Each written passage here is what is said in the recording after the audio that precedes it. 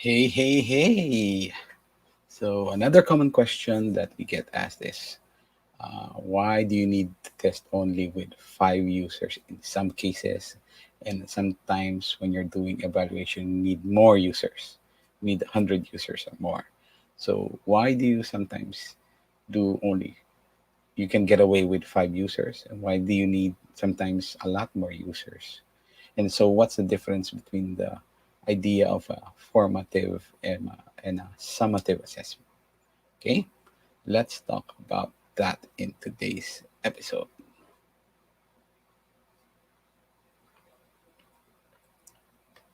Hi, I am Ellie. I am a customer experience head in a large conglomerate based in the Philippines. And I am also the founder of a large design community, 5,000 members strong, and it's non-profit.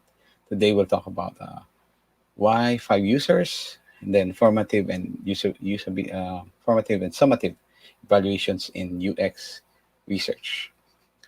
Let's go through this. Start with this. In the year 2000, March 18, 2000, Jacob Nielsen wrote this article. You only need to test with five users. You only need to test with five users. What's the idea? Because they found statistically that the number of usability problems found in the usability test with end users is this formula. And the typical value of L is 31, average cost, explanation.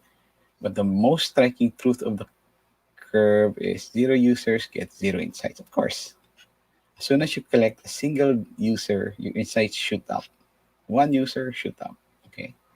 And then if you test the second user, you also shoot up, right? And your third user, you get near 75% of problems, near 75. And when you get to around five users, um, when you get to five users, it's around, I don't know, between 75%, 75 to 100%. So that means to discover all usability problems, you need 15 users. But, but, basically, Um, you can test already with five users to find a number of problems in your test. So, and then as you have multiple disparate users, you need three to four per category if testing two groups of users, and then three for each category if testing three or more users, right? So that's how many users. Now, when do you do this? When is it good to do this? The idea here is the analogy they have here is imagine there's a pothole in a road. The Philippines called the lubak. There's a pothole on the road. You only need when one car drives through that road and it hits the pothole, you have one evidence of a problem hitting the problem with the road.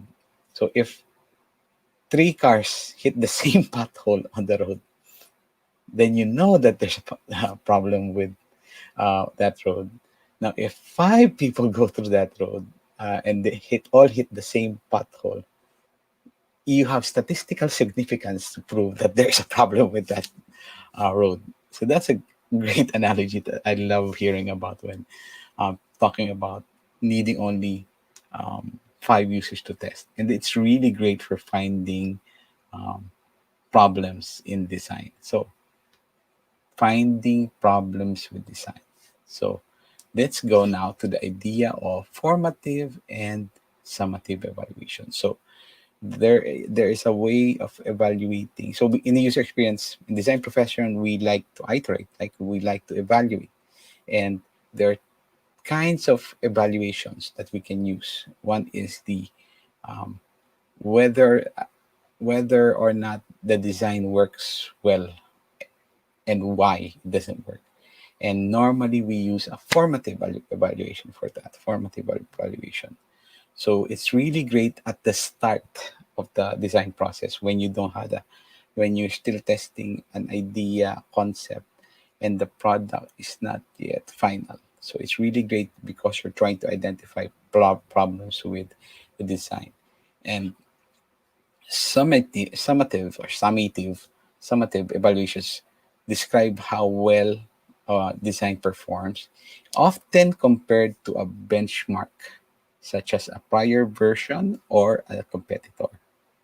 Unlike formative evaluations, those whose goals is to inform the design process, summative evaluations involve getting the big picture and assessing the overall experience of a finished product. So that's the difference. So the formative, you're still forming the design idea, the concept. Summative, it's already near end or at the end, and you're wanting to find more information, the bigger picture, and you have a benchmark to compare to. Now, if we know this, and the origin of the term, there's a brief origin of the term from Michael Scriven in 1967. Michael Scriven is actually a academic philosopher best known for his contributions to theory and the practice of evaluation. Okay, so that's who Michael Scriven is, and they have an example here. How questions that you might want to ask and what kind of evaluation you might want to look at. How is our interface compared performing versus our competitors? Summative. What usability issues exist with our interface? It can be formative, it can be summative. How does your interface compare with the industry benchmark? Summative. What is the overall experience change over time? Summative. So there's another image here that shows, well, this is an example of an image that um, when they're doing user testing, basically formative is when the chef tastes the noodles, when the guest tastes the noodles. Well, I'm not sure I agree with this description because you can also be having the guest taste it and still develop the product, right? It's, mm, maybe it's a good, but it can be misleading. It's a good starting point for formative and summative, but the chef aspect gives you an idea that an expert needs to um, do the formative. It can also be the end user that you can be testing. So there is a misconception, by the way, that summative evaluations here. There is a common misconception that summative equals quantitative and formative equals qualitative. So this is not the case. I like how they explain it here. Although summative are quantitative, they can be qualitative studies too. So if you want to know your product compared to your competitor, you could hire a UX expert to do an expert review, like a 10 usability heuristics, have them compare side by side, and then have them give it to you. Additional formative evaluations aren't always qualitative, but it really helps to be qualitative because you're probably interviewing only 5 people. Um, you can do if you have the budget. If you have the budget, big companies with large budget and high might use quantitative studies to formative in order to pursue the change in essential features. So this is, uh, for instance, so I talked about the Kino model in a previous episode.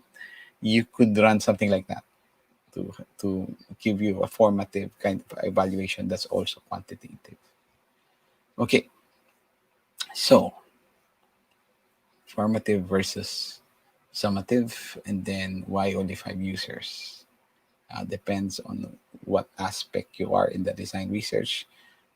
If you're at the start, you're still forming the idea of the design, you can do formative. If you're comparing versus a benchmark or versus your competitors, you do summative evaluation. And necessarily um, it's not necessarily formative equals qualitative or summative equals quantitative. And you need only 5 users to test. if you are doing at the formative phase. If you're particularly doing a usability test, there are other kinds of things, evaluations you can do aside aside from the usability test. But if you want to do formative assessment, that's one way of doing it. All right. So there is also, to end it all, there is a great video by Norman Nielsen on this. Where's the video? Here. Watch this video. I highly recommend it. I did recommend this video by Maria Rosala. If you go through the Norman Nielsen workshops, she sometimes is one of the um, teachers that will teach you about this, right? Okay, so that is it for today's episode. I hope you found today's episode useful. If you would like to see the rest of the series uh, where I talk about experience design, um, go to the le.cx, which is the YouTube channel, and subscribe to see all the videos where I talk about design, productivity, and sometimes health, because last year I lost 15 kilograms because of health. Right, that is it for today. We have a question actually. Um, is there a scenario in which we do not apply? Yes, of course, which is what I just said, Roland. Um, there are scenarios. The five users only because it's easy for small teams. You can use it. Um, it was useful for the start of the project. You're trying to identify. You don't use the five user rule when you are trying to you were doing the mostly sometimes the summative evaluation, comparing for a benchmark, because you need numbers to show statistical significance.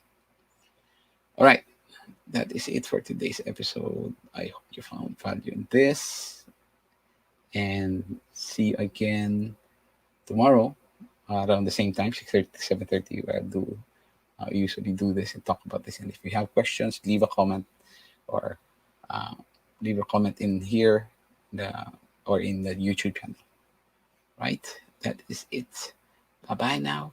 Hope your day is as awesome as you are today, and enjoy your day. Bye bye now.